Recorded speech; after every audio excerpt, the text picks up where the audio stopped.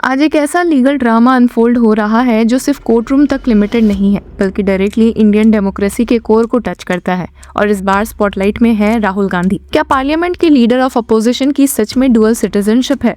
और इस बार इलाहाबाद हाईकोर्ट ने क्या बड़ा डिसीजन लिया है?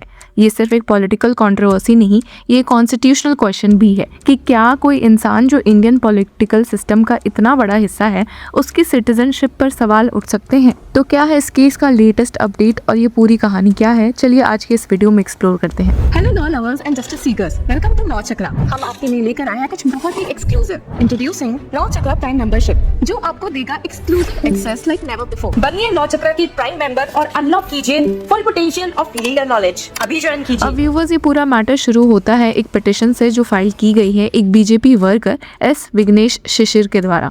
उन्होंने डायरेक्टली एलिगेशन लगाया है कि राहुल गांधी के पास डुअल सिटीजनशिप हो सकती है, स्पेसिफिकली ब्रिटिश सिटीजनशिप। अब अगर ये एलिगेशन सच होता है तो इसका इम्पैक्ट सिर्फ पॉलिटिकल नहीं बल्कि लीगल एंड कॉन्स्टिट्यूशनल दोनों होगा। पिटिशनर ने कोर्ट से डिमांड की है कि राहुल गांधी के खिलाफ एफआईआर रजिस्टर की जाए और एक डिटेल्ड इन्वेस्टिगेशन हो। और ये कोई सिंपल एफआईआर नहीं है। एलिगेशन लगाए गए हैं सीरियस लॉज के अंडर, जैसे कि Bharatiya Nyaya Sanhita, official secrets act, foreigners act और पासपोर्ट एक्ट। मतलब अगर कोर्ट इस डायरेक्शन में जाता है तो ये एक फुल फ्लेजेड क्रिमिनल इन्वेस्टिगेशन का केस बन सकता है। अब इंटरेस्टिंग पार्ट ये है कि ये पिटिशन डायरेक्टली हाई कोर्ट तक कैसे पहुंची।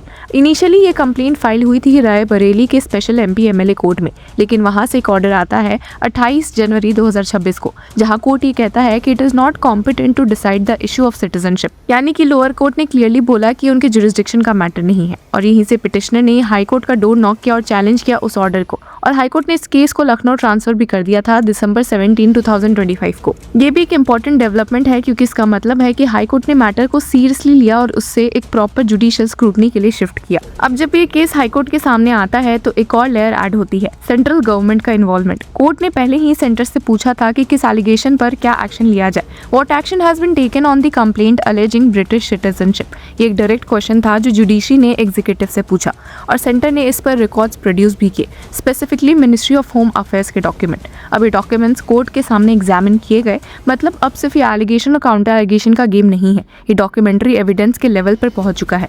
और इसी केस में लेटेस्ट अपडेट लास्ट टाइम ये थी कि Lucknow bench of the high court, जहां जस्टिस सुभाष विद्यार्थी ने इस मैटर को सुना है, उन्होंने एक इंपॉर्टेंट ऑर्डर पास किया था। कोर्ट ने कहा था कि accordingly the application for impleadment is allowed.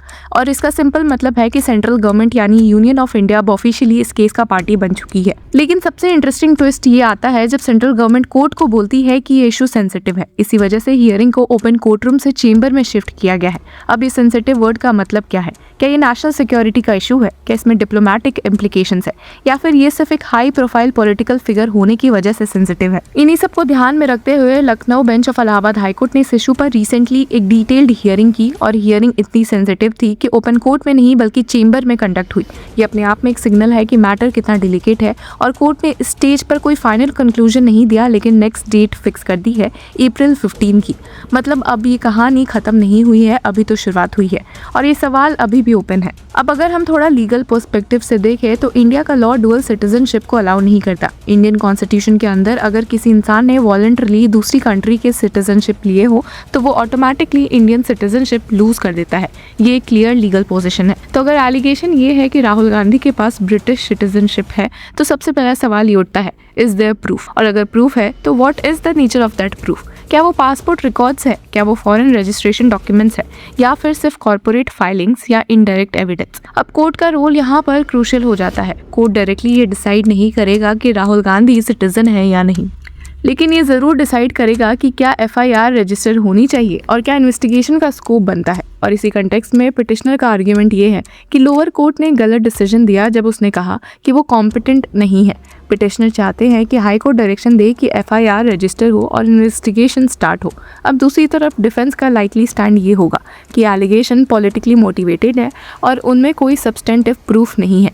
ये भी आर्ग्यूमेंट हो सकता है कि सिटीजनशिप का इशू एक एडमिनिस्ट्रेटिव और सोवरेन फंक्शन है जो एग्जीक्यूटिव के डोमेन में आता है, ना कि क्रिमिनल कोर्ट के। इसलिए ये केस सिर्फ एक इंडिविजुअल के अगेंस्ट नहीं है, ये एक लार्जर कॉन्स्टिट्यूशनल टसल भी बन सकता है between judiciary, executive and political narratives. और यहाँ पे एक और सटल बट इम्पोर्टेंट चीज नोटिस करने लायक है। हाई कोर्ट ने अभी तक कोई हार्श ऑब्जर्वेशंस नहीं दिए हैं, ना ही उन्होंने एफआईआर रजिस्टर करने का डायरेक्ट ऑर्डर पास किया है।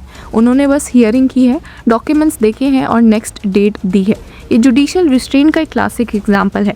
कोर्ट जल्दबाजी में कोई कंक्लूजन नहीं निकालना चाहता, वो पहले सारे फैक्ट्स, रिकॉर्ड्स और आर्ग्यूमेंट्स को थॉरली एग्जामिन करना चाहता है। अब अप्रैल 15 का डेट क्यों इंपॉर्टेंट है? क्योंकि उस दिन ये डिसाइड हो सकता है कि केस किस डायरेक्शन में जाएगा। क्या कोर्ट एफआईआर का ऑर्डर देगा, क्या वो पिटिशन डिसमिस करेगा, या फिर और डॉक्यूमेंट्स और क्लैरिफिकेशन मांगे जाएंगे। हर पॉसिबिलिटी ओपन है। इस पूरे कंट्रोवर्सी का पॉलिटिकल इम्पैक्ट भी इग्नोर नहीं किया जा सकता। Leader of opposition in Lok Sabha होने के नाते राहुल गांधी ऑलरेडी एक सेंट्रल पॉलिटिकल फिगर है। अगर उनके खिलाफ कोई क्रिमिनल इन्वेस्टिगेशन स्टार्ट होती है तो इसका डायरेक्ट इम्पैक्ट पार्लियामेंट के फंक्शनिंग पर भी पड़ सकता है। लेकिन एक बात क्लियर है, कोर्ट्स का काम पॉलिटिक्स को डिसाइड करना नहीं है। कोर्ट्स का काम है लॉ को अप्लाई करना, और इस केस में भी कोर्ट वही कर रही है। वो देख रही है कि क्या प्राइमा फसाई केस बनता है या नहीं, और इसीलिए हियरिंग को चेंबर में कंडक्ट करना भी एक स्ट्रेटेजिक जुडिशियल डिसीजन हो सकता है। जब मैटर सेंसिटिव हो, जब उसमें अननेसेसरी पब्लिक स्पेकुलेशन हो सकता है, तब कोर्ट्स कभी कभी प्रोसीडिंग्स को प्राइवेट स्पेस में शिफ्ट कर देते हैं। अब आगे क्या होगा? सिनेरियो एक ये हो सकता है कि कोर्ट कहता है कि no sufficient grounds for FIR. इस केस में पिटिशन डिसमिस हो सकती है और मैटर वहीं खत्म हो सकता है। सिनेरियो 2 हो सकता है कि कोर्ट कहे कि देयर इज अ प्राइमा फसाई केस। इस सिचुएशन में एफआईआर रजिस्टर करने का ऑर्डर आ सकता है और इन्वेस्टिगेशन एजेंसीज इन्वॉल्व हो सकती है। सिनेरियो 3 हो सकता है कि कोर्ट और टाइम लेता है और सेंटर से या किसी और अथॉरिटी से एडिशनल क्लैरिफिकेशन मांगता है। ये भी पॉसिबल है क्योंकि सिटीजनशिप का इशू एक कॉम्प्लेक्स एडमिनिस्ट्रेटिव प्रोसेस होता है। अब जो भी आउटकम हो, ये केस एक प्रेसिडेंट सेट कर सकता है कि कैसे कोर्ट्स पॉलिटिकली सेंसिटिव एलिगेशन को हैंडल करते हैं। और सबसे बड़ी बात है, ये हमें भी याद दिलाता है कि डेमोक्रेसी में किसी भी पोजीशन पर हो, लॉ सबके लिए सेम है। एलिगेशन हो सकते हैं लेकिन उनका प्रूफ और लीगल स्क्रूटनी इक्वली इंपॉर्टेंट है। फिलहाल सारी नजरें अप्रैल 15 पर टिकी हुई है।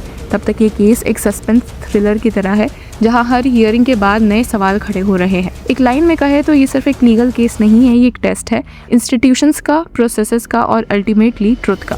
तो व्यूअर्स, इस पूरे मुद्दे पर आपकी क्या राय है? Do let us know in the comment section. Until then keep following law चक्र।